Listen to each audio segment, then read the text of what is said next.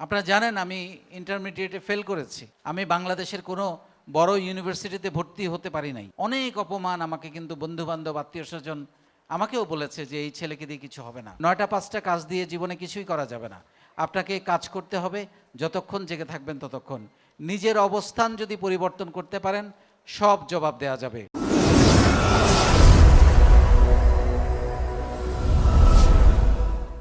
আমরা স্রোতের বিপরীতে হাঁটছি। বাংলাদেশে, সারা বাংলাদেশে নানান রকমের অনিয়ম, সমস্যা, অপমান, মানুষকে আঘাত করা, কথায় কথায় মেরে ফেলা, মানুষকে তুচ্ছ-তাচ্ছিল্য করা, দুর্নীতি করা, ঘুষ খাওয়া, এরকম অনেক কিছু চলছে। এর বিরুদ্ধে গিয়ে আমি ভালো মানুষ তৈরি করার যে একটা ব্র্যান্ড নিজের বলার মতো গল্পকে বানাতে চাচ্ছি গত 4 বছর ধরে, সেটার যোদ্ধা হিসাবে আপনারা কিন্তু ব্যাপক সংগ্রাম করে যাচ্ছেন। আপনি আপনার অবস্থানটা তৈরি করতে পারবেন কি দিয়ে? ভালোবাসা দিয়ে।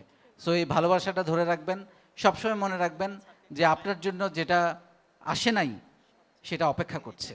সো আপনি আজকে কিছু পান নাই, সেই জন্য আপনাকে হতাশ হতে হবে, মন খারাপ হতে হবে, এটার কোনো কারণ নাই। আর আমরা তো শিখেছি যে আমরা সারা জীবন এইটার জন্য অপেক্ষা করব যে আমাদের সমস্ত জবাব আমরা দিব আমাদের কাজ দিয়ে। আমি আপনাদেরকে এই কথাটা অনেকবার বলেছি। এই ইকবাল বাহার জীবনে অনেক মানুষের অপমান সহ্য করেছে। আপনারা জানেন আমি ইন্টারমিডিয়েটে ফেল করেছি।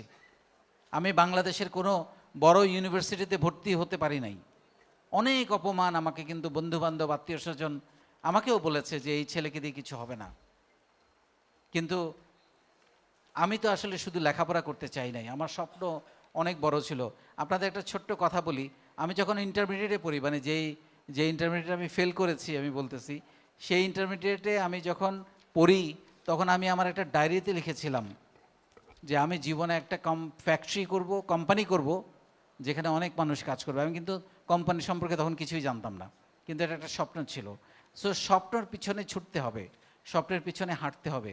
স্বপ্ন দেখা বন্ধ করা যাবে না, কিন্তু সেইটাই বোকামি হবে যদি স্বপ্নটা দেখে সেই অনুযায়ী কাজটা না করেন। কারণ পরিশ্রমের কোনো বিকল্প নেই। আমরা তো শিখেছি ৯টা ৫টা কাজ দিয়ে জীবনে কিছুই করা যাবে না। আপনাকে কাজ করতে হবে, যতক্ষণ জেগে থাকবেন ততক্ষণ।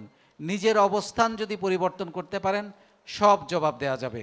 এই আমি কখনো কখনো কোনো কথার জবাব দেওয়ার জন্য 5 বছর অপেক্ষা করেছি, কিন্তু মুখে কিছু বলি নাই। কোনোদিন কারোর সাথে খারাপ সম্পর্ক করি নাই, কোনোদিন কাউকে একটা গালি দেই নাই, একটা বকা দেই নাই, একটা থাপ্পড় দেই নাই। আমার হাত দিয়ে কারো গালে বা কারো শরীরে একটা আঘাত পড়েছে, এটা আমার কাছে মনে হয়েছে এর চেয়ে খারাপ কাজ পৃথিবীতে আর হইতে পারে না। কারণ এটা কিভাবে করে একজন মানুষ আরেকজন মানুষকে কিভাবে আঘাত করে, কিভাবে গালি দেয়, এটা তো অসম্ভব একটা ব্যাপার। সো আমরা পজিটিভিটি শিখেছি এইখান থেকে। সো পজিটিভিটি থেকে আমরা কোনো অবস্থাতেই সরব না।